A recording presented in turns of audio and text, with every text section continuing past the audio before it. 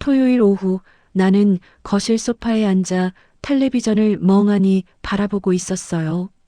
화면에서는 무슨 드라마가 흘러나오고 있었지만 내 눈에는 아무것도 들어오지 않았죠. 68년을 살아오면서 이렇게 무료한 시간을 보내는 것은 참으로 오랜만이었어요. 남편 강석환이 위암으로 세상을 떠난 지도 벌써 5년이 흘렀고, 나 박순자는 이제 홀로 이 넓은 집을 지키며 살아가고 있었어요. 남편이 평생을 바쳐 일군 건설회사는 이제 내 손안에서 더욱 단단하게 뿌리를 내리고 있었고, 업계에서는 나를 철의 여인이라 부르며 두려워했죠. 하지만 아무리 성공한 사업가라 해도 집에 돌아오면 나는 그저 외로운 늙은이일 뿐이었어요. 특히 딸 강민정이가 결혼하고 나서는 그 외로움이 더욱 깊어졌죠. 민정이는 내 유일한 혈육이었고 내 삶의 전부나 다름없었어요. 그때 휴대폰이 울렸어요. 화면에 뜬 내 딸이라는 세 글자에 나는 반사적으로 미소를 지으며 전화를 받았죠. 왜 민정아? 무슨 일이니? 엄마, 나 민정이야. 지금 뭐해? 딸의 목소리는 언제나처럼 밝고 싱그러웠어요. 그 소리만 들어도 내 마음이 환해지는 것 같았죠. 별거 없다. 집에서 텔레비전이나 보고 있지. 왜? 엄마, 오늘 저녁에 우리 집에 안 올래? 성준이가 엄마 된장찌개가 너무 먹고 싶대. 나도 오랜만에 엄마 손맛 그립고. 성준이, 내 사위의 이름이었어요. 그 이름을 듣는 순간 내 얼굴이 살짝 굳어졌지만 딸의 부탁이라 거절할 수가 없었죠. 이성준이라는 사람은 솔직히 내 마음에 썩 드는 사위가 아니었어요. 대기업 부장이라는 직함을 달고 있긴 했지만 그 집안 배경이나 됨됨이가 우리 민정이에게는 부족하다고 생각했거든요. 하지만 민정이가 좋다고 하니 어쩔 수 없이 결혼을 허락했던 거였어요. 그래, 알았다. 저녁 때 갈게. 전화를 끊고 나는 자리에서 일어났어요. 딸이 먹고 싶다는데 어미가 어찌 가만히 있을 수 있겠어요? 나는 곧장 부엌으로 향했죠. 된장찌개라. 내 평생을 함께한 음식이었어요. 시골에서 올라와 맨손으로 서울 땅을 밟았던 20살 적부터 남편과 함께 건설회사를 일구던 그 힘든 시절까지 된장찌개는 언제나 내 곁에 있었죠. 남편은 늘 말했어요. 순자, 당신 된장찌개 맛이 세상에서 제일이야. 이 맛 때문에 내가 힘든 것도 다 버틸 수 있다고. 나는 냉장고를 열고 재료들을 꺼내기 시작했어요. 직접 담근 3년 묵은 된장, 무, 애호박, 두부, 청양고추. 모든 재료는 최상급으로만 준비했죠. 특히 된장은 내가 직접 고른 콩으로 메주를 써서 3년간 정성스레 숙성시킨 것이었어요. 물을 칼로 썰면서 나는 문득 민정이의 어린 시절을 떠올렸어요. 그 아이는 어릴 때부터 내 된장찌개를 유난히 좋아했죠. 유치원에서 돌아오면 가방도 벗지 않고 부엌으로 달려와 엄마 된장찌개 끓여줘 하고 졸라대던 모습이 지금도 눈에 선해요. 그런 내 딸이 이제는 결혼을 해서 남의 집 며느리가 되었어요. 아니, 요즘 세상에 며느리라는 말이 어울리나요? 민정이네 집은 맞벌이 부부의 집이었고 시어머니도 따로 없었죠. 성준이 부모님은 일찍 돌아가셔서 그 집안에는 어른이 없었어요. 된장찌개가 보글보글 끓기 시작했어요. 구수한 냄새가 부엌 전체에 퍼지면서 내 마음도 따뜻해지는 것 같았죠. 나는 불을 줄이고 뚜껑을 덮었어요. 1시간쯤 더 뭉근하게 끓여야 맛이 제대로 배거든요. 그 사이에 나는 다른 반찬들도 준비했어요. 민정이가 좋아하는 멸치볶음, 깻잎장아찌, 배추김치까지 모두 내 손으로 직접 만든 것들이었죠. 나는 이 음식들을 예쁜 찬통에 하나하나 정성스레 담았어요. 오후 늦게 나는 차를 몰고 민정이네 집으로 향했어요. 민정이는 강남의 고급 아파트에 살고 있었죠. 물론 그 집은 내가 결혼 선물로 사준 것이었어요. 민정이 시집 보낼 때 나는 그 아이에게 최고의 것만을 주고 싶었거든요. 아파트 주차장에 차를 세우고 엘리베이터를 탔어요. 손에는 된장찌개가 담긴 무거운 냄비와 반찬 가방이 들려 있었죠. 팔이 저려왔지만 딸을 생각하니 전혀 힘들지 않았어요. 민정이네 집 현관문 앞에 섰을 때 나는 잠시 숨을 골랐어요. 그리고 초인종을 눌렀죠. 잠시 후 문이 열렸어요. 하지만 내 앞에 선 것은 딸이 아니라 사위 이성준이었어요. 아, 어머니. 오셨어요? 그의 인사는 건성이었어요. 눈도 제대로 마주치지 않고 휴대폰만 들여다보고 있었죠. 민정이는? 아, 민정이요? 지금 방에서 쉬고 있어요. 오늘 회사 일이 힘들었나 봐요. 나는 그 말에 약간 의아했지만 일단 집 안으로 들어섰어요. 그리고 부엌으로 향했죠. 무거운 냄비를 가스레인지 위에 올려놓고 불을 켜려는 순간 사위가 다가왔어요. 어머니, 그게 뭐예요? 된장찌개다. 민정이가 먹고 싶다고 해서 끓여왔어. 내 대답에 사위의 얼굴이 살짝 찡그려졌어요. 하지만 나는 그것을 대수롭지 않게 여기고 불을 켰죠. 잠깐만요, 어머니. 사위가 내 앞을 막아섰어요. 그의 표정이 이상했어요. 왜 그러니? 어머니, 솔직히 말씀드릴게요. 저 된장찌개 냄새 못 맡아요. 알레르기가 있어서요. 뭐라고? 나는 귀를 의심했어요. 된장찌개에 알레르기라니 그런 말은 처음 들어봤거든요.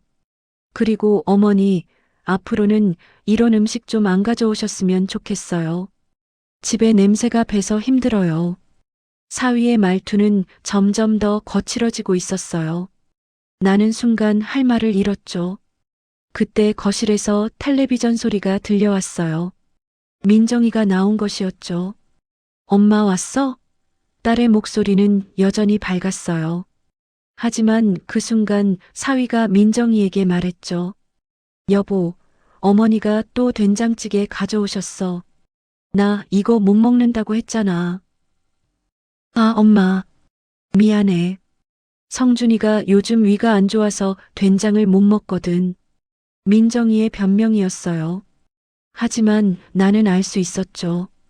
사위의 표정에 담긴 진짜 의미를. 그것은 알레르기도 위장병도 아니었어요. 단지 시어머니가 가져온 음식이 마음에 안 드는 것이었죠. 나는 애써 웃으며 말했어요. 그래, 그럼 민정이라도 먹어라. 내가 좋아하는 거잖아. 엄마 미안한데 나도 요즘 다이어트 중이라서. 딸의 대답에 내 가슴이 서늘해지는 것을 느꼈어요. 하지만 나는 티를 내지 않았죠. 그래, 알았다. 그럼 냉장고에 넣어두마. 나중에 먹고 싶을 때 먹어. 나는 된장찌개 냄비를 들고 냉장고로 향했어요. 그런데 그 순간 사위가 다가와 내 손에서 냄비를 빼앗았어요. 어머니, 죄송한데 이거 그냥 가져가세요. 저희 냉장고에 자리도 없고 냄새도 배니까요. 그의 말투는 완전히 거만했어요. 마치 쓰레기를 치우듯 내 음식을 내치고 있었죠. 나는 순간 피가 머리끝까지 치솟는 것을 느꼈어요. 하지만 딸 앞이었기에 참았죠. 그래, 알았다. 나는 냄비를 다시 들었어요. 하지만 사위는 거기서 멈추지 않았어요. 어머니, 그리고 앞으로는 오실 때 미리 연락 좀 해주세요. 저희도 준비할 게 있으니까요. 오늘처럼 갑자기 오시면 좀 곤란해요. 그 말에 나는 완전히 얼어붙었어요. 딸이 불러서 온 것인데 갑자기 왔다니. 나는 민정이를 쳐다보았죠. 하지만 딸은 사위 편을 들었어요. 엄마, 성준이 말이 맞아. 앞으로는 미리 연락해줘. 그 순간 내 안에서 무언가 부서지는 소리가 났어요. 내 딸이 내가 평생을 바쳐 키운 내 딸이 사위 편을 들고 있었던 거예요. 나는 더 이상 참을 수 없었어요. 무거운 냄비를 들고 현관으로 향했죠. 민정아, 나간다. 엄마, 벌써? 저녁은? 됐다. 너희끼리 먹어라. 나는 신발을 신고 문을 열었어요. 그리고 뒤도 돌아보지 않고 집을 나섰죠. 엘리베이터를 타고 내려오는 동안 내 손은 부들부들 떨리고 있었어요. 분노 때문이 아니었어요. 배신감 때문이었죠. 내 평생을 바쳐 키운 딸에게 이런 취급을 당하다니. 차에 올라타고 나서야 나는 울음을 터뜨렸어요. 68년 인생에서 이렇게 서럽게 운 적이 없었죠. 남편을 잃었을 때도, 사업이 힘들었을 때도 나는 울지 않았어요. 하지만 오늘은 참을 수가 없었어요. 한참을 울고 나서 나는 냄비 뚜껑을 열어보았어요. 아직도 따뜻한 된장찌개가 구수한 냄새를 풍기고 있었죠. 내 정성이 담긴, 내 사랑이 담긴 이 음식을 나는 결심했어요. 이대로는 안 되겠다고. 저들에게 본때를 보여줘야겠다고. 시어머니를 개무시하는 저 뻔뻔한 사위와 철없는 딸에게 세상이 얼마나 무서운 곳인지 똑똑히 알려줘야겠다고. 차 시동을 걸면서 나는 내 인생의 새로운 장이 시작되고 있음을 느꼈어요. 그것은 복수의 시작이었죠. 집으로 돌아온 나는 된장찌개 냄비를 부엌 싱크대에 쿵 하고 내려놓았어요. 손이 아직도 떨리고 있었죠. 분노와 서러움이 뒤섞인 복잡한 감정이 내 온몸을 휘감고 있었어요. 거실 소파에 털썩 주저앉아 나는 한참 동안 허공을 바라보았죠. 머릿속으로는 방금 전 일이 영화처럼 재생되고 있었어요. 사위의 거만한 표정, 딸의 무심한 태도, 그리고 내 손에서 빼앗겨진 된장찌개 냄비. 내가 평생을 바쳐 일군 모든 것이 한순간에 무의미해지는 기분이었어요. 휴대폰이 울렸어요. 민정이었죠. 엄마, 집에 잘 들어갔어? 미안해. 성준이가 요즘 스트레스를 많이 받아서 그래. 화 풀어. 딸의 변명이었어요. 하지만 나는 더 이상 그런 변명을 받아줄 마음이 없었죠. 민정아. 응, 엄마. 나한테 오늘 왜 오라고 했니? 성준이가 엄마 된장찌개 먹고 싶다고 해서. 그런데 왜 성준이는 못 먹는다고 하니? 전화기 너머로 잠시 침묵이 흘렀어요. 엄마, 그게 성준이가 갑자기 마음이 바뀐 것 같아. 미안해. 알았다. 끊어라. 나는 짧게 대답하고 전화를 끊었어요. 그리고 휴대폰을 소파 위에 내던졌죠. 갑자기 마음이 바뀌었다고?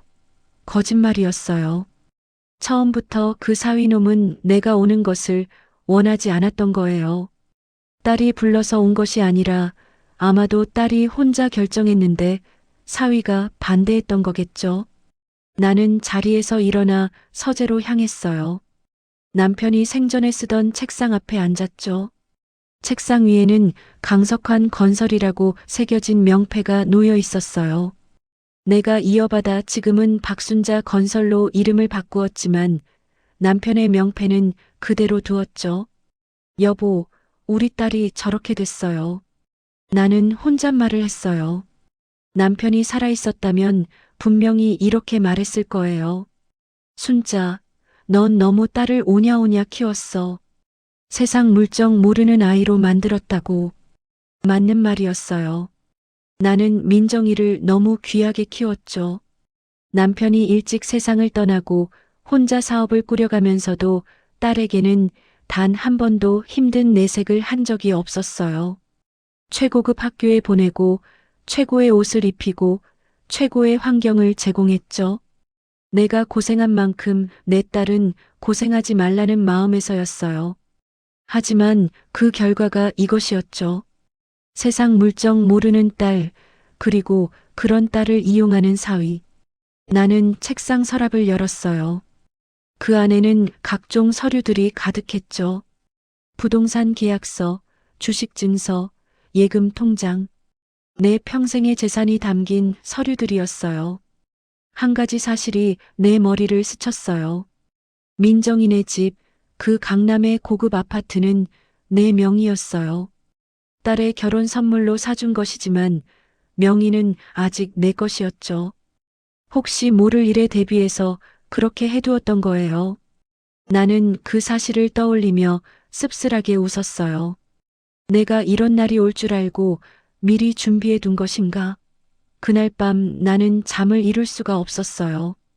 눈을 감으면 사위의 거만한 얼굴이 떠올랐고 귀에는 딸의 무심한 목소리가 맴돌았죠. 새벽 3시쯤 되었을까요? 나는 결국 자리에서 일어나 부엌으로 갔어요. 싱크대 위에는 아직도 된장찌개 냄비가 놓여 있었죠. 뚜껑을 열어보니 이미 식어버린 찌개가 쓸쓸하게 담겨 있었어요. 나는 그 찌개를 쓰레기통에 버렸어요. 한 숟갈 한 숟갈 정성스레 끓인 음식을 쓰레기통에 버리면서 내 마음도 함께 버리는 것 같았죠.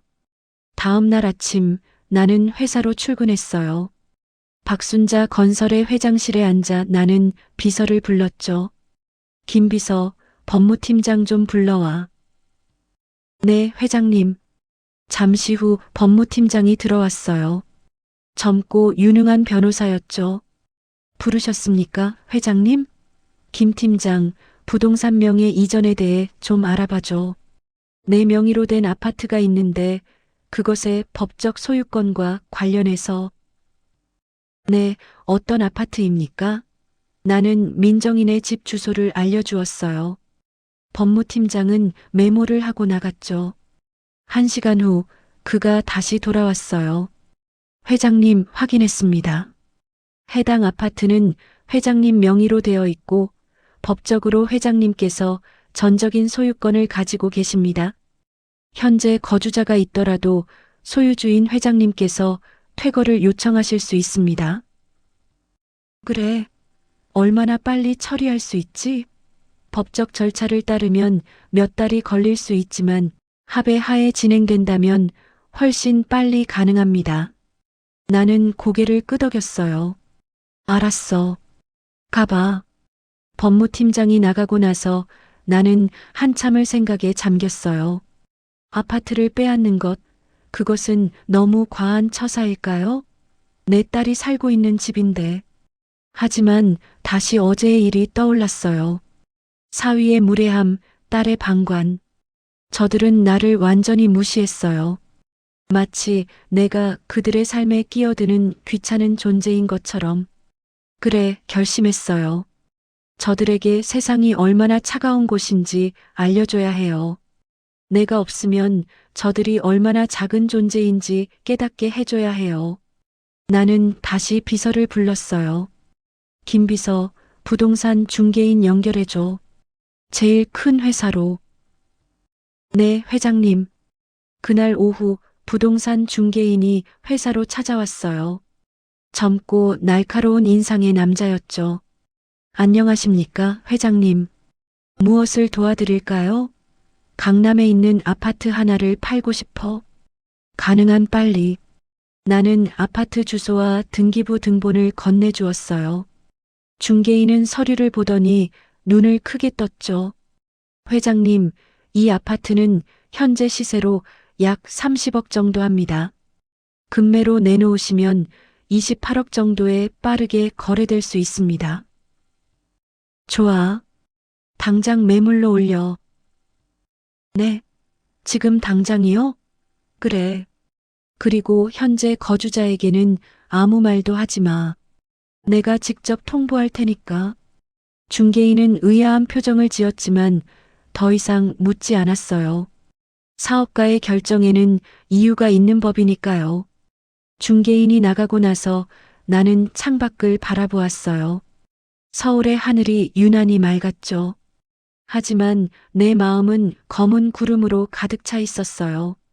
저녁 때 집으로 돌아온 나는 휴대폰을 들었어요. 그리고 민정이에게 문자를 보냈죠. 민정아, 내일 저녁에 엄마 집에 와라. 중요한 얘기가 있다. 잠시 후 답장이 왔어요. 엄마, 무슨 일이야? 성준이도 같이 가. 나는 잠시 생각했어요. 그리고 답장을 보냈죠. 너 혼자만 와라. 알았어, 엄마. 내일 저녁에 갈게. 나는 휴대폰을 내려놓고 깊은 한숨을 쉬었어요. 내일이면 모든 것이 결정될 거예요. 내 딸에게 마지막 기회를 주는 거죠. 만약 그 기회마저 저버린다면 그때는 정말로 모든 것을 끊어내야 할 거예요. 그날 밤도 나는 잠을 이루지 못했어요. 내일 민정이에게 할 말을 머릿속으로 수없이 되뇌었죠. 하지만 어떤 말로도 내 마음을 온전히 전달할 수 없을 것 같았어요. 새벽이 되어서야 겨우 눈을 붙였어요. 그리고 짧은 꿈을 꾸었죠. 꿈속에서 남편이 나타났어요. 순자, 너무 무리하지 마. 민정이는 아직 어린아이야. 남편의 말이었어요. 하지만 나는 고개를 저었죠. 여보, 민정이는 이제 30대 중반이에요. 어린아이가 아니라고요. 남편은 씁쓸하게 웃으며 사라졌어요. 잠에서 깨어난 나는 머리가 무거웠어요. 하지만 결심은 변하지 않았죠. 오늘 저녁 민정이에게 모든 것을 말할 거예요. 그리고 그 아이의 선택에 따라 내 결정도 달라질 거예요. 오전 내내 회사 일에 집중하려 했지만 마음이 자꾸만 저녁 일에 쏠렸어요. 오후가 되자 나는 조기 퇴근을 결정했죠. 집으로 돌아와 나는 저녁 준비를 시작했어요. 민정이가 좋아하는 갈비찜을 만들기로 했죠. 어쩌면 이것이 마지막 만찬이 될 수도 있으니까요. 갈비를 손질하면서 나는 민정이의 어린 시절을 떠올렸어요.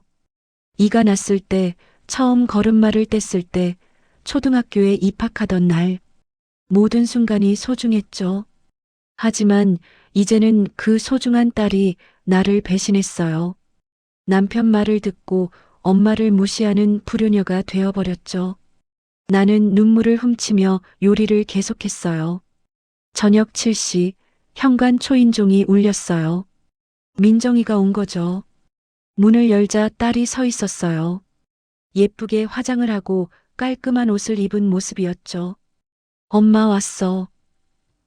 그래, 들어와라. 나는 딸을 거실로 안내했어요. 식탁에는 이미 음식이 차려져 있었죠. 와, 엄마. 갈비찜이다. 내가 제일 좋아하는 건데. 민정이는 기뻐하며 자리에 앉았어요. 나는 맞은편에 앉았죠.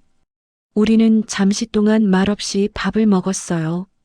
하지만 내 입에는 아무 맛도 느껴지지 않았죠. 한참 후 내가 먼저 입을 열었어요. 민정아. 응, 엄마. 엄마가 너한테 할 말이 있어. 딸은 젓가락을 내려놓고 나를 바라보았어요. 뭔데, 엄마? 나는 깊은 숨을 들이쉬고 말했어요. 내가 지금 살고 있는 아파트, 그거 내 명의인 거 알지? 응, 알아. 왜? 그 아파트를 팔려고 해. 민정이의 얼굴이 순간 굳어졌어요. 뭐라고? 엄마, 갑자기 무슨 소리야? 갑자기가 아니야. 엄마가 오래 생각한 거야. 하지만 엄마, 거기가 내 집인데. 내가 어디서 살라고? 딸의 목소리가 높아지기 시작했어요. 나는 차분하게 말했죠. 내 집이 아니야. 내 집이지. 내가 산 거니까. 엄마, 그게 무슨 말이야? 결혼 선물로 준 거잖아. 준 게 아니라 빌려준 거야. 명의가 내 것인 이상 그건 내 재산이야. 민정이는 충격을 받은 표정으로 나를 쳐다보았어요. 엄마, 왜 이래? 무슨 일 있어? 나는 그 질문에 더 이상 참을 수가 없었어요. 무슨 일이냐고?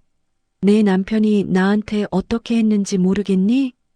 엄마가 정성껏 끓여간 된장찌개를 쓰레기 취급하고 엄마를 집에서 내쫓다시피 하고 그런데 넌 그 옆에서 가만히 있었잖아. 아니, 내 남편 편을 들었지. 내 목소리는 점점 떨리기 시작했어요. 민정이는 당황한 표정으로 말했죠. 엄마, 그건 성준이가 좀 예민해서 그런 거야. 요즘 회사 일이 힘들어서. 변명하지 마. 너 때문에 내가 평생 받아본 적 없는 모욕을 당했어. 그런데 넌 아무렇지도 않은 거니? 민정이는 고개를 숙였어요. 미안해, 엄마. 내가 잘못했어. 미안하다고? 그 말 한마디로 끝이야? 나는 자리에서 일어났어요. 민정아, 엄마가 마지막으로 기회를 줄게. 내 남편한테 가서 엄마한테 직접 사과하라고 해.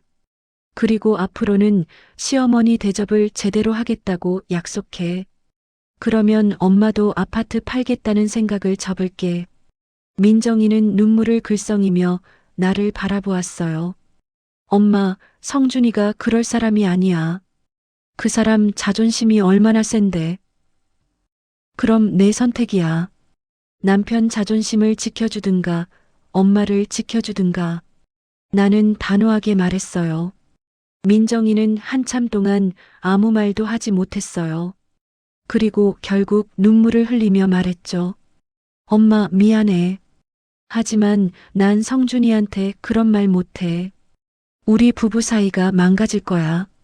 그 말을 듣는 순간 내 마음에 마지막 남은 희망마저 사라져버렸어요. 그래, 알았다. 내가 선택한 거다. 나는 차갑게 말하고 등을 돌렸어요. 엄마, 제발. 그러지 마. 민정이가 울며 매달렸지만 나는 더 이상 돌아보지 않았어요. 가거라. 내 남편 곁으로. 그리고 일주일 안에 짐 싸서 나갈 준비해라. 엄마. 민정이의 울음소리가 등 뒤로 들려왔지만 나는 굳게 마음을 먹었어요. 내 딸은 나를 선택하지 않았어요. 그렇다면 나도 더 이상 미련을 가질 이유가 없었죠. 그날 밤 민정이가 울면서 나간 후 나는 텅 빈 집에 홀로 앉아 있었어요. 식탁 위에는 거의 손대지 않은 갈비찜이 차갑게 식어가고 있었죠. 나는 휴대폰을 들어 부동산 중개인에게 문자를 보냈어요. 아파트 매물 등록 진행해 주세요. 가능한 빨리 팔고 싶습니다. 잠시 후 답장이 왔어요. 네, 회장님. 내일 바로 진행하겠습니다. 나는 휴대폰을 내려놓고 창밖을 바라보았어요. 달이 밝게 떠 있었지만 내 마음은 그 어느 때보다 어두웠죠. 복수가 시작된 거예요. 하지만 이상하게도 승리감 같은 것은 느껴지지 않았어요. 그저 깊은 슬픔과 허망함만이 가슴을 채우고 있었죠. 내 딸을 잃은 것 같은 기분이었어요. 아니, 어쩌면 이미 오래전에 잃었는지도 모르겠어요. 일주일이 흘렀어요. 부동산 중개인의 연락에 따르면 아파트에 관심을 보이는 사람들이 여럿 나타났다고 했죠. 그중 한 명은 현금으로 즉시 결제가 가능하다며 적극적으로 구매 의사를 밝혔어요. 나는 그 소식을 듣고 즉시 계약을 진행하라고 지시했죠. 중개인은 약간 망설이는 기색을 보였어요. 회장님, 현재 거주자분들께는 통보를 하셨습니까? 그건 내가 알아서 할 테니 신경 쓰지 마. 계약만 빨리 진행해. 네, 알겠습니다. 나는 전화를 끊고 깊은 한숨을 쉬었어요. 이제 정말로 돌이킬 수 없는 강을 건너게 된 거죠. 그날 저녁 나는 민정이에게 전화를 걸었어요. 민정아. 엄마, 왜? 딸의 목소리는 차갑게 식어 있었어요. 아마도 지난주 일로 많이 화가 났나 봐요. 내일 저녁에 너희 집에 갈게. 중요한 얘기가 있어. 무슨 얘기인데? 가서 아마. 나는 짧게 대답하고 전화를 끊었어요. 다음 날 저녁 나는 다시 민정이네 아파트를 찾았어요. 이번에는 음식이나 선물 같은 것은 가져가지 않았죠. 그저 서류 가방 하나만을 손에 들고 있었어요. 초인종을 누르자 이번에는 민정이가 직접 문을 열었어요. 엄마 왔어. 딸의 표정은 굳어 있었죠. 들어와도 되겠니? 응, 들어와. 집 안에 들어서자 사위 이성준이 소파에 앉아 텔레비전을 보고 있었어요. 그는 나를 보더니 건성으로 인사를 했죠. 어머니 왔어요? 그의 목소리에는 여전히 존경이라곤 찾아볼 수 없었어요. 나는 거실 가운데에 섰어요. 그리고 서류 가방을 열어 한 장의 종이를 꺼냈죠. 민정아, 성준이, 이것 봐라. 나는 그 종이를 식탁 위에 내려놓았어요. 그것은 아파트 매매 계약서였죠. 민정이가 먼저 다가와 서류를 집어들었어요. 그녀의 얼굴이 순간 창백해졌죠. 엄마, 이게 뭐야? 보면 모르겠니? 이 아파트 매매 계약서야. 사위도 소파에서 일어나 다가왔어요. 그는 계약서를 빼앗아 읽더니 눈을 크게 떴죠. 장모님, 이게 무슨 짓이에요? 우리 집을 팔았다고요? 너희 집이 아니야. 내 집이지. 나는 차갑게 대답했어요. 말도 안 돼. 이건 불법이에요. 우리가 살고 있는 집을 함부로 팔다니. 사위의 목소리가 높아지기 시작했어요. 불법이 아니야. 법무팀에 확인했어. 명의가 내 것인 이상 내가 팔 권리가 있어. 나는 담담하게 말했죠. 민정이가 울기 시작했어요. 엄마, 왜 이래? 우리가 어디서 살라고 이래? 내가 알아서 해. 엄마는 더 이상 신경 안 쓸 거야. 사위가 분노에 찬 목소리로 말했어요. 장모님, 이건 너무하신 거 아니에요? 우리한테 이런 식으로 하면 어떡해요? 너무하다고? 너희가 나한테 했던 짓은? 나는 사위를 똑바로 쳐다보며 말했어요. 지난주에 내가 정성껏 끓여온 된장찌개를 어떻게 했지? 나한테 뭐라고 했지? 앞으로 음식 같은 거 가져오지 말라고 미리 연락하고 오라고. 시어머니를 손님 취급하더니 이제 와서 너무하다고. 사위는 할 말을 잃었어요.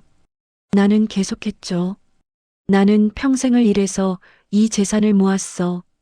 그리고 내 딸한테 결혼 선물로 이 집을 빌려준 거야. 빌려준 거지, 준 게 아니야.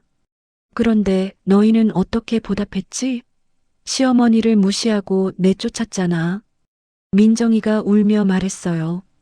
엄마, 제발. 한 번만 더 기회를 줘. 우리가 잘못했어. 성준이한테 내가 잘 얘기할게. 늦었어. 이미 계약이 끝났어.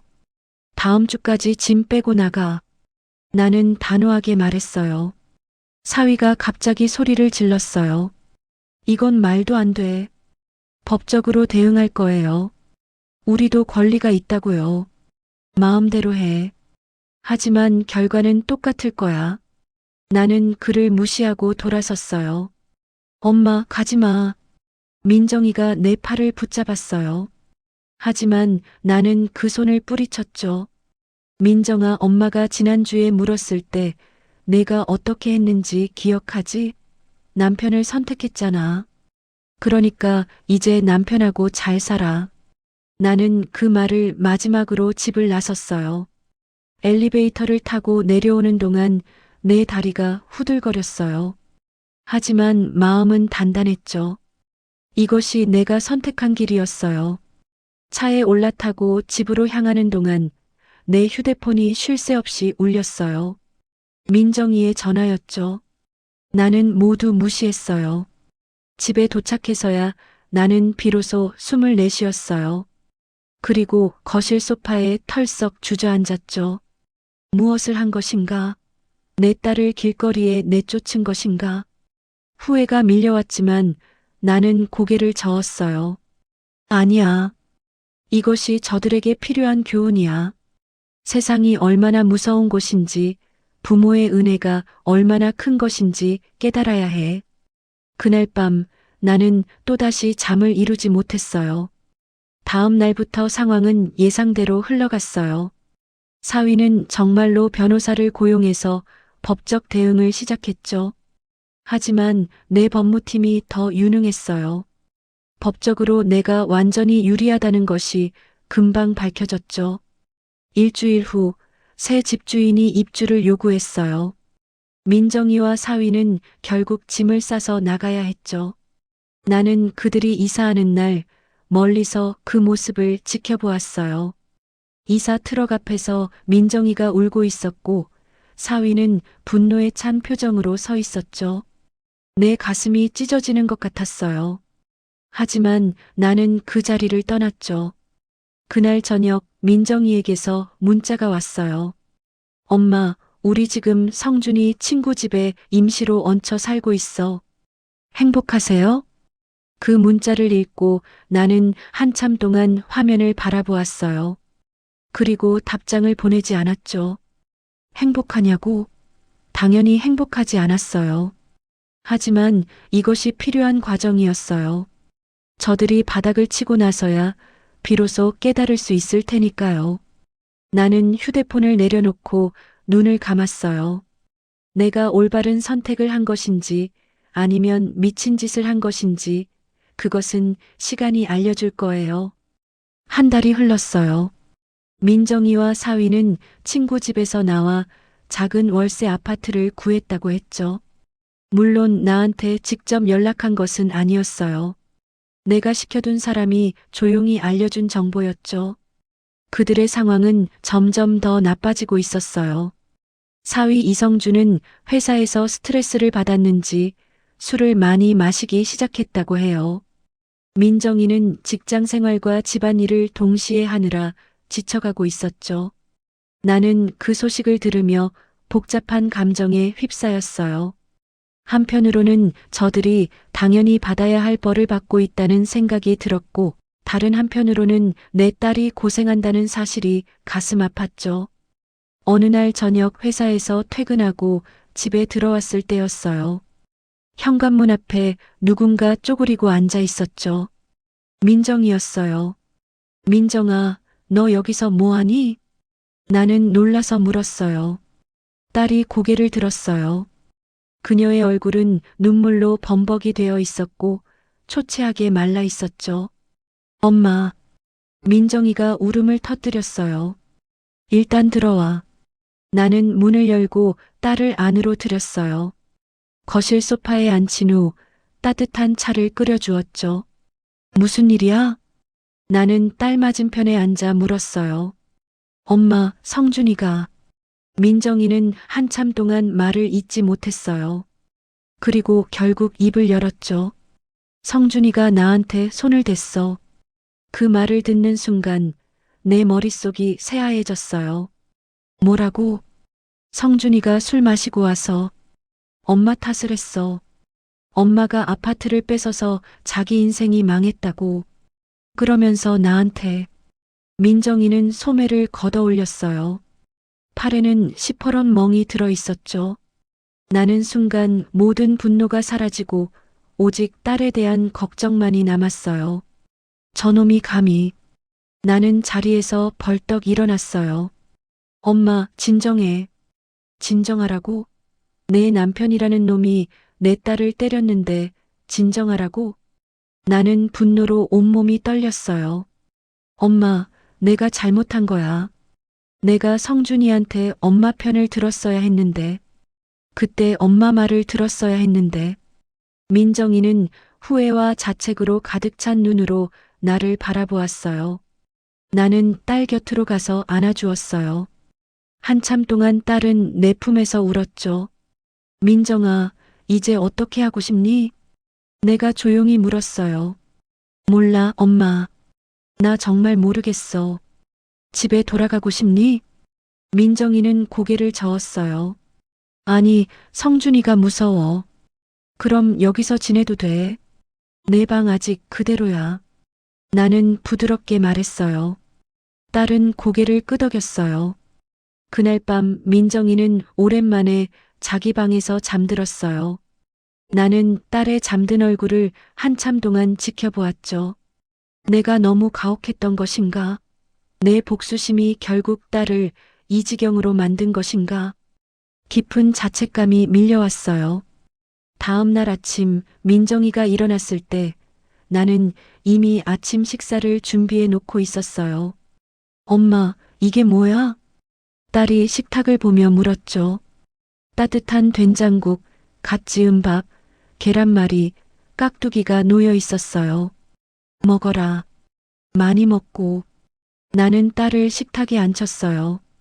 민정이는 젓가락을 들었어요. 그리고 한 입 먹더니 눈물을 글썽였죠. 왜 우니? 엄마 밥이 너무 그리웠어.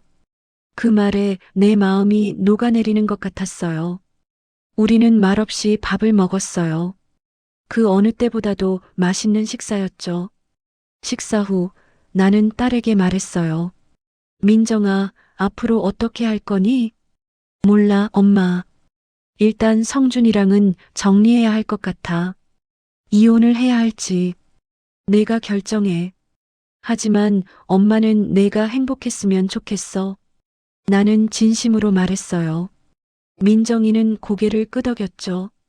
엄마, 미안해. 내가 엄마 말을 진작 들었어야 했는데. 됐다. 지나간 일이야. 나는 딸의 머리를 쓰다듬어 주었어요. 그날 오후 사위 이성준에게서 전화가 왔어요. 민정이의 휴대폰으로였죠. 민정아, 지금 어디야? 빨리 집에 와. 전화기 너머로 들리는 그의 목소리는 날카로웠어요. 민정이는 잠시 망설이다가 대답했죠. 성준아, 나 엄마 집에 있어. 당분간 여기 있을 거야. 뭐? 지금 무슨 소리야? 당장 집에 와. 싫어. 내가 무서워. 민정이의 목소리가 떨리고 있었어요. 그게 무슨 말이야? 내가 뭘 어쨌다고? 어제 나한테 뭘 했는지 기억 안 나? 잠시 침묵이 흘렀어요. 그리고 사위가 말했죠. 그건 내가 술에 취해서 그런 거잖아. 일부러 그런 거 아니야. 제발 집에 와. 나는 딸에게서 전화기를 빼앗았어요. 성준이, 장모님? 내 딸한테 손대지 마. 다음에 한 번만 더 그러면 가만두지 않을 거야. 나는 차갑게 말하고 전화를 끊었어요. 민정이는 걱정스러운 눈으로 나를 바라보았죠. 엄마, 괜찮을까? 걱정 마. 엄마가 널 지켜줄 테니까. 나는 딸을 안심시켰어요. 하지만 내 마음속에는 불안감이 자리 잡고 있었죠.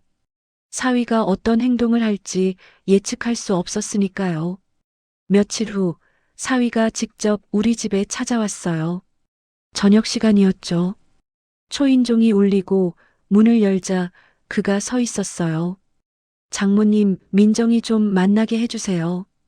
그의 눈은 충혈되어 있었고 술 냄새가 났어요. 민정이는 너를 만나고 싶어 하지 않아. 돌아가. 나는 단호하게 말했죠. 장모님, 제발요. 제가 잘못했어요. 한 번만 기회를 주세요. 사위가 애원했어요. 그때 민정이가 뒤에서 나타났죠. 성준아, 가. 나 너 안 만날 거야. 딸의 목소리는 단호했어요. 사위의 표정이 순간 일그러졌죠. 민정아, 너 지금 뭐 하는 거야? 장모님이 우리 사이를 갈라놓고 있잖아. 정신 차려. 아니야. 내가 정신을 차린 거야. 우리 관계가 처음부터 잘못된 거였어. 민정이가 대답했어요. 사위는 분노에 찬 표정으로 나를 쳐다보았죠. 장모님, 이게 다 당신 때문이에요. 우리 집도 빼앗고 내 아내까지 빼앗으려고 하시네요. 내가 스스로 자초한 일이야. 시어머니를 존중했다면 이런 일은 없었을 거야.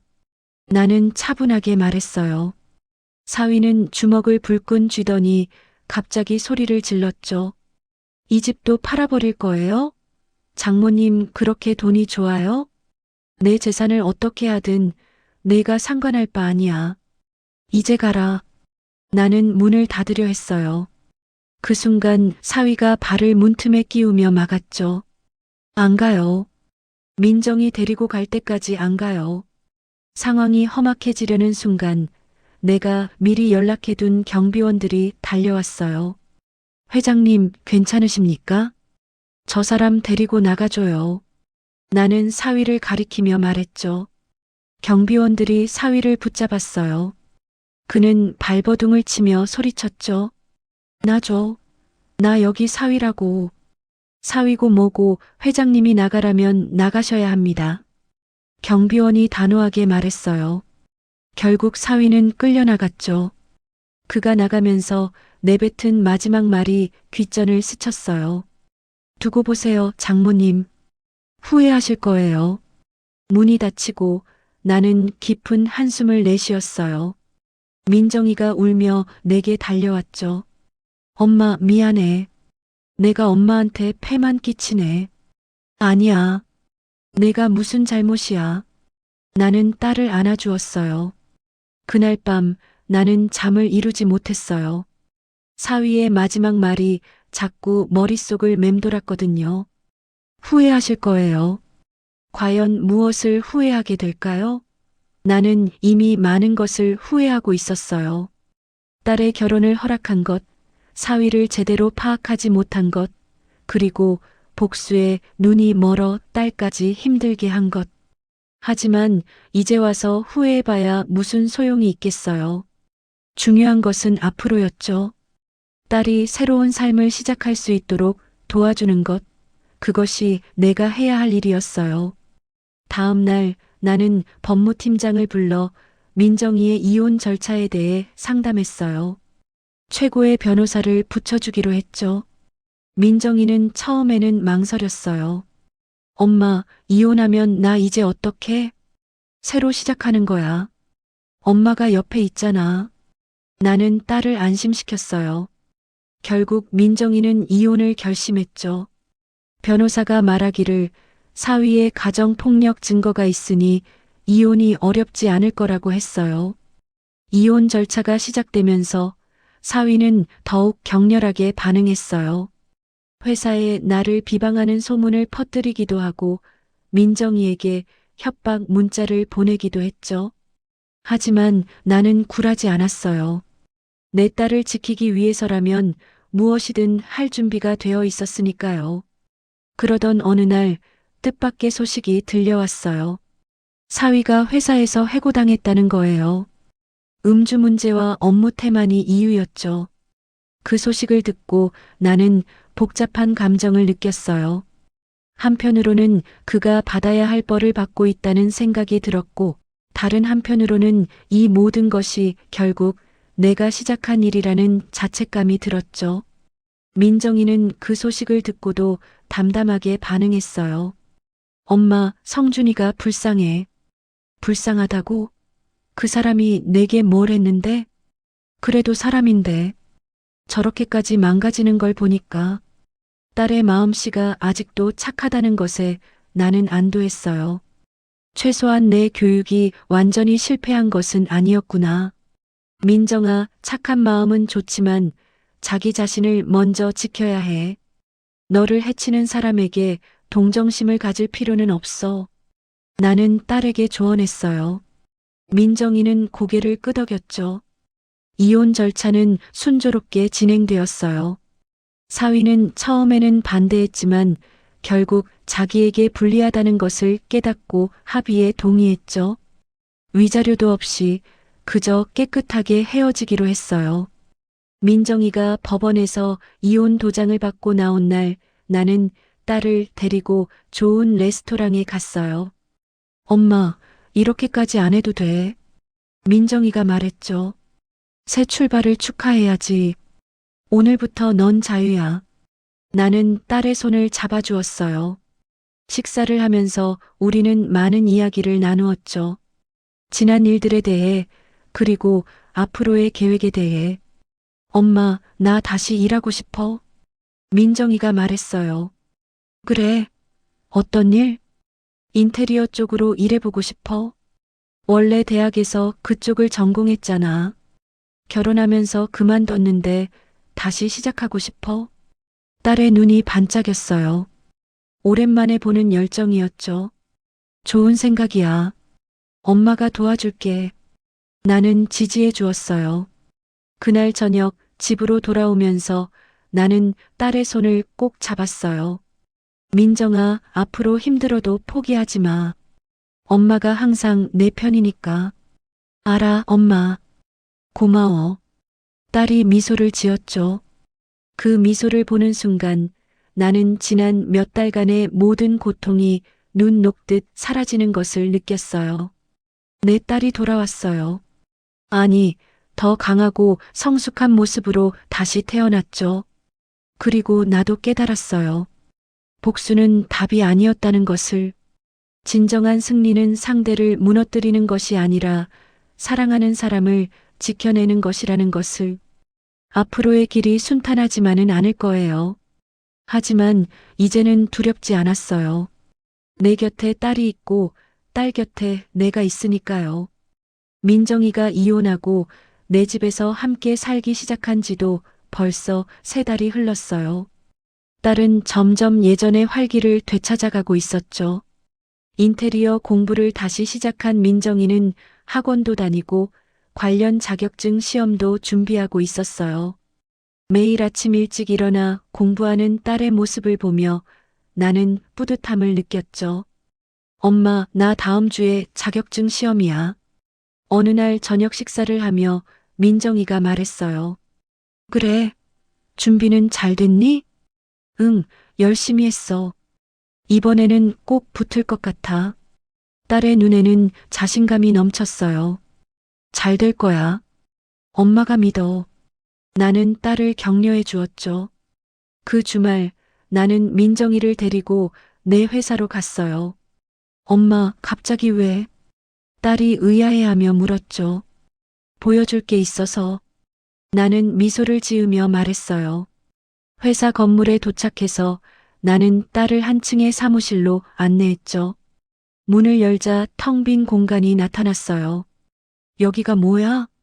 내 사무실이야. 나는 딸을 바라보며 말했어요. 내 사무실? 민정이는 놀란 표정으로 나를 쳐다보았죠. 그래. 내가 자격증 따고 인테리어 사업을 시작하면 여기서 하면 돼. 처음에는 소규모로 시작해서 점점 키워나가면 되지. 나는 이미 모든 것을 계획해 두었어요. 딸이 새로운 삶을 시작할 수 있도록 기반을 마련해 준 거죠.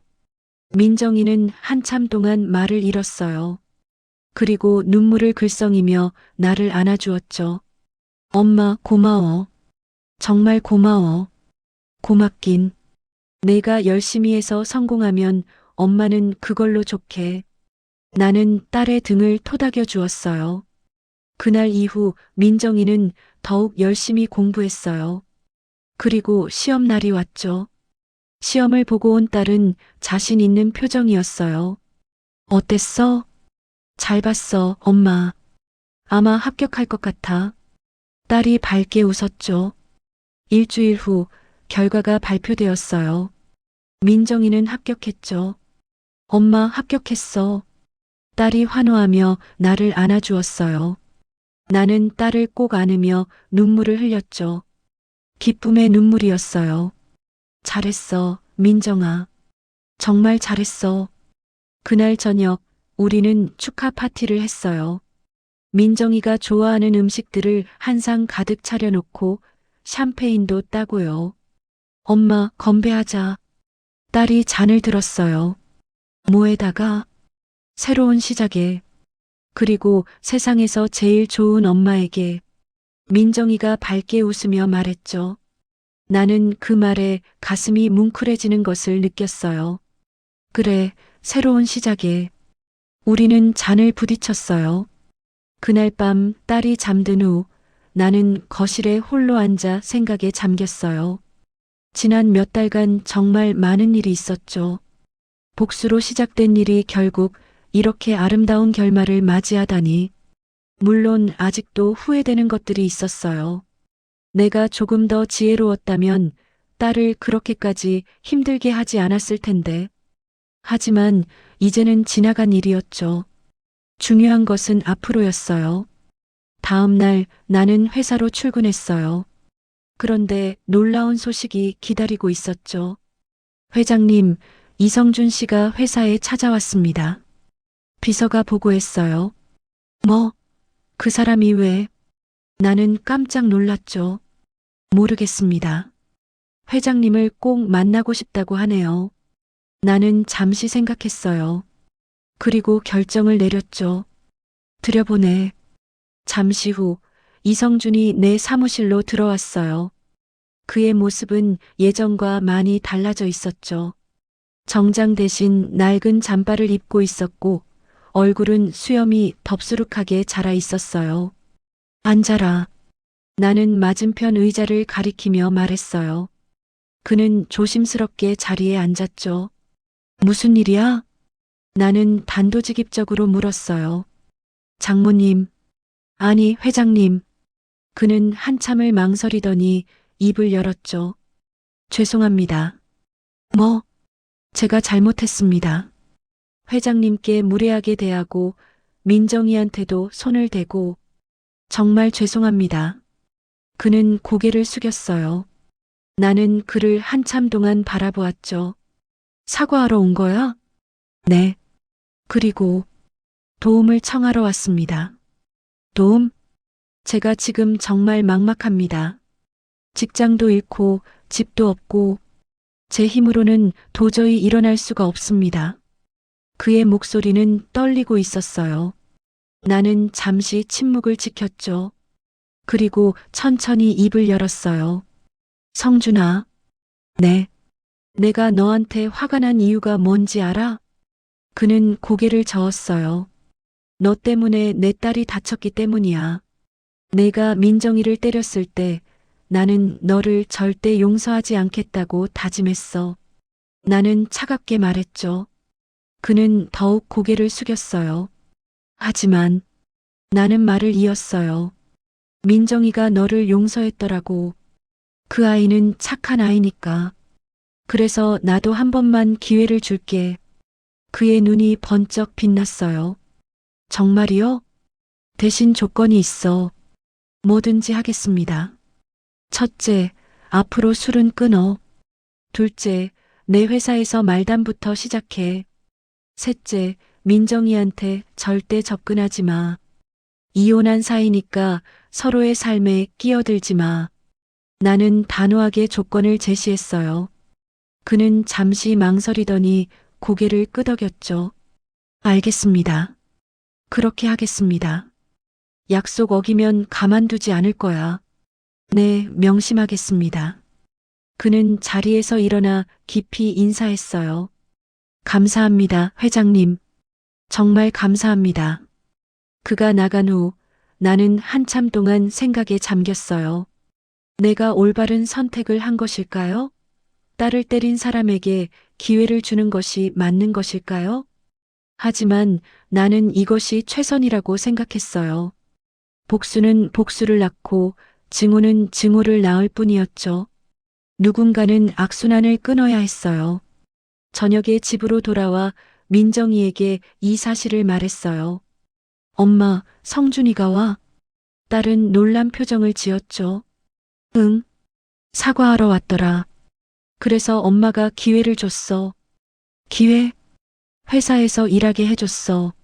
말담부터 시작해서 민정이는 한참 동안 아무 말도 하지 못했어요. 그리고 결국 입을 열었죠. 엄마, 고마워. 뭐가? 성준이한테 기회를 준 거. 그 사람도 결국은 사람이잖아.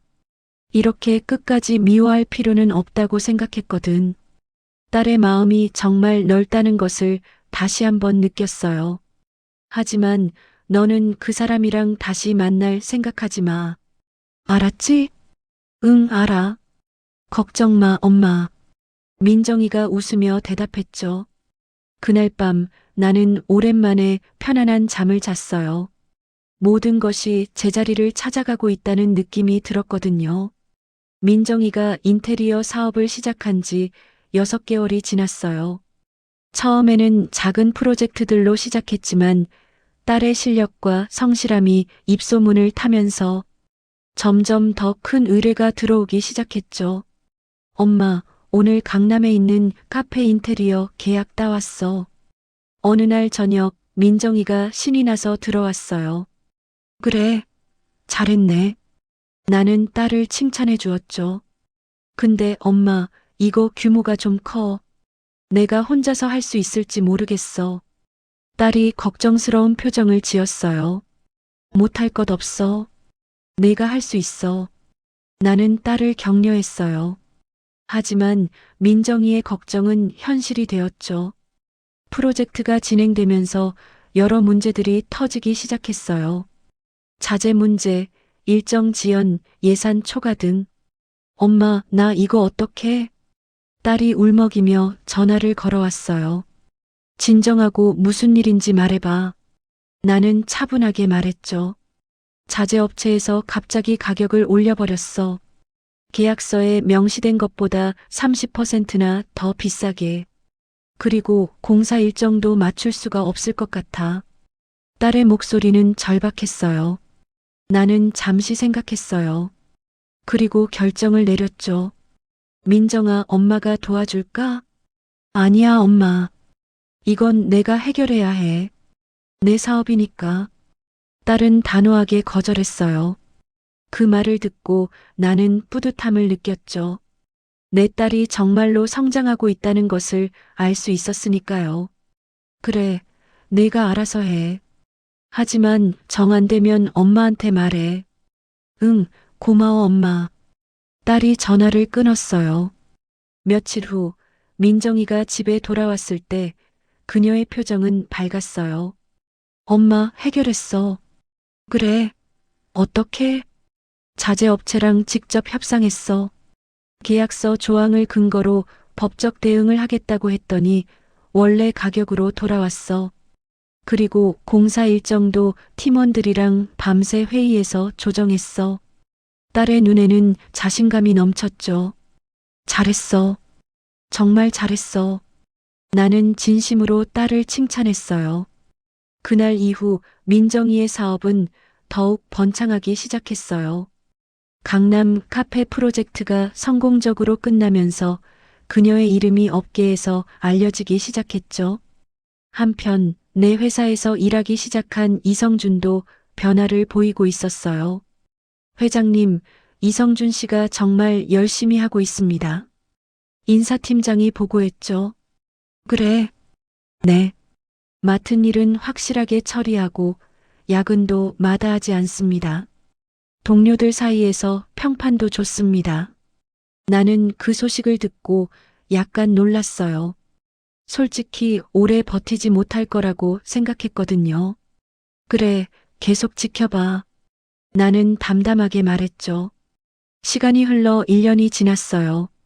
민정이의 사업은 더욱 성장했어요.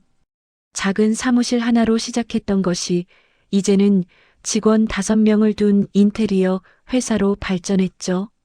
엄마, 나 오늘 대형 프로젝트 수주했어. 딸이 흥분한 목소리로 전화를 걸어왔어요. 뭔데? 호텔 로비 인테리어야. 5성급 호텔. 나는 그 소식을 듣고 정말 기뻤어요. 잘했다, 민정아. 정말 자랑스럽다. 엄마 덕분이야. 엄마가 기회를 줘서. 딸의 목소리가 감정에 젖어 있었죠. 아니야. 내가 노력한 거야. 나는 진심으로 말했어요. 그해 겨울, 민정이는 자신의 사업체를 정식으로 법인화했어요. 강민정 인테리어라는 이름으로요. 엄마, 나 이제 진짜 사장이야. 딸이 법인 등록증을 들고 자랑스럽게 말했죠. 나는 그 모습을 보며 눈물이 날 것 같았어요. 2년 전만 해도 사위에게 맞고 울던 딸이 이제는 당당한 사업가로 성장했으니까요. 축하한다, 민정아. 나는 딸을 안아주었어요. 그날 저녁 우리는 축하 식사를 했죠. 레스토랑에서 딸과 마주 앉아 와인을 마시며 이야기를 나누었어요. 엄마, 나 고백할 게 있어. 민정이가 갑자기 진지한 표정으로 말했어요. 뭔데? 사실 처음에 엄마가 아파트를 팔았을 때 엄마를 정말 원망했어. 어떻게 엄마가 나한테 이럴 수 있나 싶었거든. 나는 조용히 딸의 말을 들었죠. 하지만 지금 생각하면 그게 나한테 필요한 일이었던 것 같아. 엄마가 그렇게 안 했으면 나는 평생 성준이한테 끌려다니면서 살았을 거야. 세상 물정 모르는 철부지로. 민정이의 눈에 눈물이 고였어요. 엄마, 고마워. 나를 강하게 만들어줘서. 그 말을 듣는 순간 내 가슴이 벅차올랐어요. 민정아, 엄마도 너한테 사과할 게 있어. 뭘? 엄마가 너무 가혹했어. 복수심에 눈이 멀어서 내가 얼마나 힘들었을지 생각을 못했어. 미안해. 나는 진심으로 사과했죠. 엄마, 괜찮아. 다 지나간 일이야. 중요한 건 지금 우리가 행복하다는 거잖아. 딸이 웃으며 말했어요. 우리는 서로의 손을 잡고 한참 동안 아무 말 없이 앉아 있었죠. 그 침묵 속에서 우리는 서로를 완전히 이해하고 있었어요. 한편 이성준도 꾸준히 변화하고 있었어요. 회사에서 맡은 일을 성실하게 처리하면서 점점 신뢰를 쌓아가고 있었죠. 2년이 지났을 때 그는 팀장으로 승진했어요. 회장님, 감사합니다. 승진 후 그가 내 사무실을 찾아와 인사했죠. 내가 뭘 했다고. 내가 열심히 한 거지. 나는 담담하게 말했어요. 아닙니다. 회장님이 기회를 주셔서 제가 다시 일어설 수 있었습니다. 정말 감사합니다. 그의 눈에는 진심이 담겨 있었죠. 나는 그를 바라보며 생각했어요. 사람은 정말 변할 수 있구나. 환경과 기회가 주어지면 누구나 다시 시작할 수 있구나. 성준아, 앞으로도 열심히 해. 그리고 과거의 실수를 반복하지 마. 네, 명심하겠습니다. 그가 깊이 고개를 숙이며 대답했어요. 사업은 더욱 성장했어요. 작은 사무실 하나로 시작했던 것이 이제는 직원 5명을 둔 인테리어 회사로 발전했죠. 엄마, 나 오늘 대형 프로젝트 수주했어. 딸이 흥분한 목소리로 전화를 걸어왔어요. 뭔데? 호텔 로비 인테리어야. 5성급 호텔. 나는 그 소식을 듣고 정말 기뻤어요. 잘했다, 민정아. 정말 자랑스럽다. 엄마 덕분이야. 엄마가 기회를 줘서. 딸의 목소리가 감정에 젖어 있었죠. 아니야. 내가 노력한 거야. 나는 진심으로 말했어요. 그해 겨울, 민정이는 자신의 사업체를 정식으로 법인화했어요. 강민정 인테리어라는 이름으로요. 엄마, 나 이제 진짜 사장이야. 딸이 법인 등록증을 들고 자랑스럽게 말했죠. 나는 그 모습을 보며 눈물이 날 것 같았어요.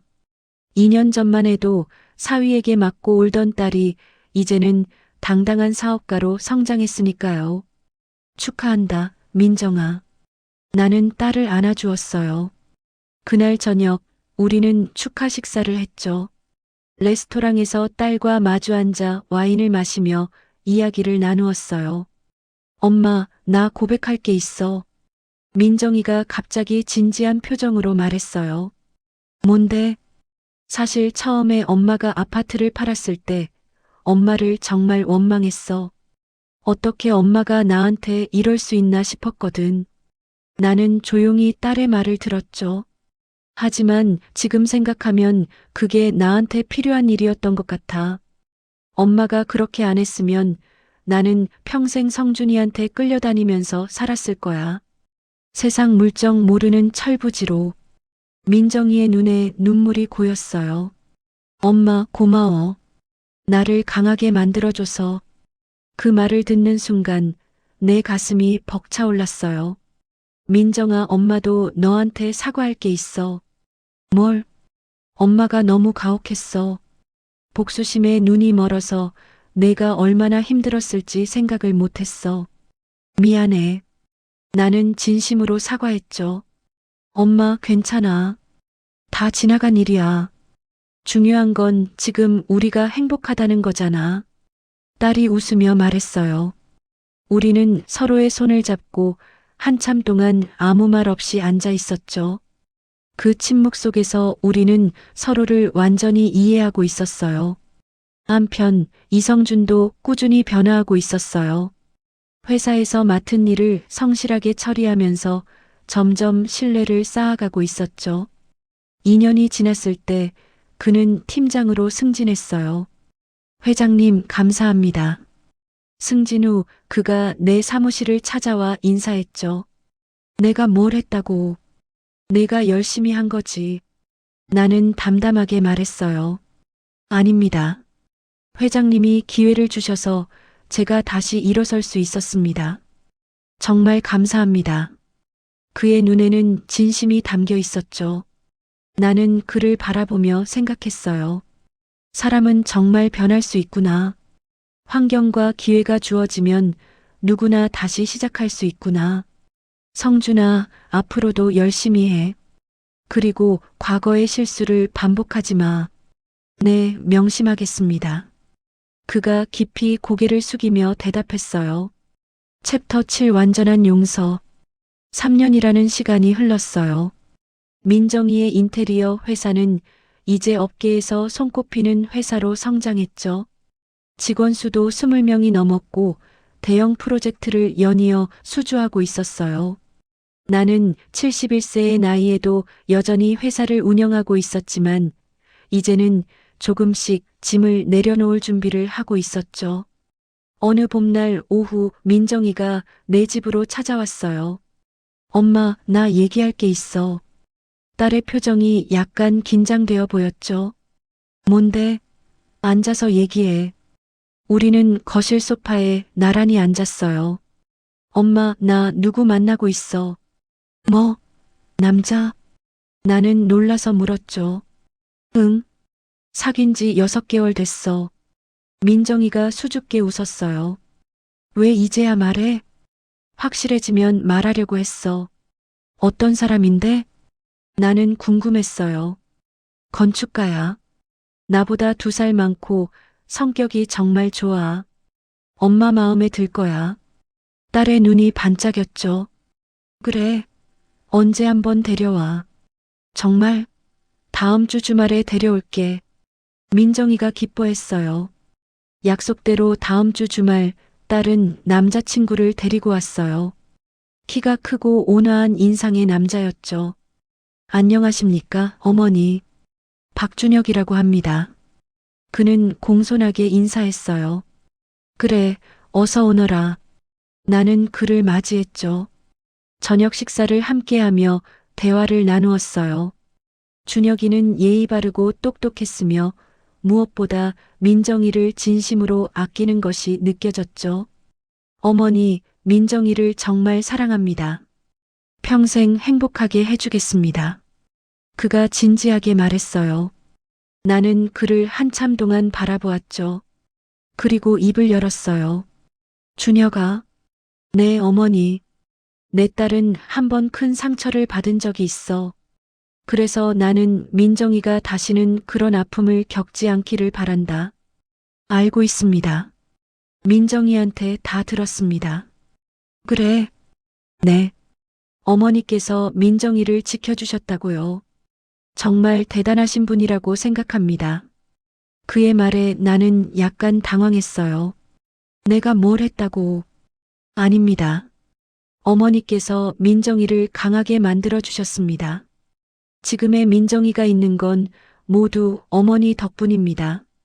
그의 눈에는 진심이 담겨 있었죠. 나는 그 순간 준혁이를 인정하기로 결심했어요. 알았다. 내 딸을 잘 부탁한다. 네, 어머니. 감사합니다. 그는 깊이 고개를 숙였어요. 민정이는 행복한 표정으로 나를 바라보았죠. 6개월 후 민정이와 준혁이는 약혼을 했어요. 그리고 다음해 봄에 결혼식을 올렸죠. 결혼식 날 나는 딸의 아름다운 모습을 보며 눈물을 흘렸어요. 하얀 웨딩드레스를 입은 민정이는 그 어느 때보다도 빛나고 있었거든요. 엄마, 울지 마. 민정이가 웃으며 말했어요.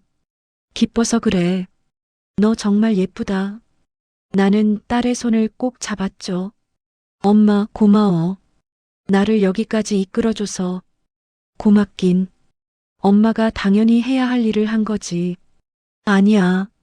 엄마가 최고야. 딸이 나를 안아주었어요. 결혼식에는 뜻밖의 손님도 있었죠. 이성준이었어요. 그는 내게 다가와 인사했어요. 회장님, 축하드립니다. 고맙다. 민정이가 정말 행복해 보입니다. 그의 눈에는 복잡한 감정이 담겨 있었지만 원망 같은 것은 보이지 않았어요. 성준아, 너도 행복해라. 나는 진심으로 말했죠. 네, 감사합니다. 저도 열심히 살겠습니다. 그는 깊이 고개를 숙이고 자리를 떠났어요. 그를 보내며 나는 생각했어요. 이제 정말로 모든 것이 끝났구나. 복수도 원한도 아픔도 모두. 결혼식이 끝나고 집으로 돌아온 나는 텅 빈 집에 홀로 앉아 있었어요. 하지만 이상하게도 외롭지 않았죠. 오히려 마음이 평화로웠어요.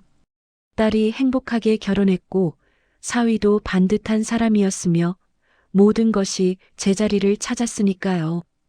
그날 밤 나는 남편의 영정 사진 앞에 앉았어요. 여보, 우리 민정이 잘 시집 보냈어요. 이번에는 정말 좋은 사람이에요. 걱정 마세요. 남편의 사진이 웃고 있는 것 같았죠. 여보, 나도 이제 쉬어도 될까요? 평생을 일만 하며 살았는데 이제는 좀 쉬고 싶어요. 나는 혼잣말을 했어요. 다음 날 나는 회사에서 중대 발표를 했죠. 이제 경영 일선에서 물러나겠습니다. 앞으로는 젊은 분들이 회사를 이끌어 주세요. 직원들은 놀랐지만 나의 결정을 존중해 주었어요. 은퇴 후 나는 여행을 다니기 시작했어요. 평생 일만 하느라 가보지 못했던 곳들을 찾아다녔죠.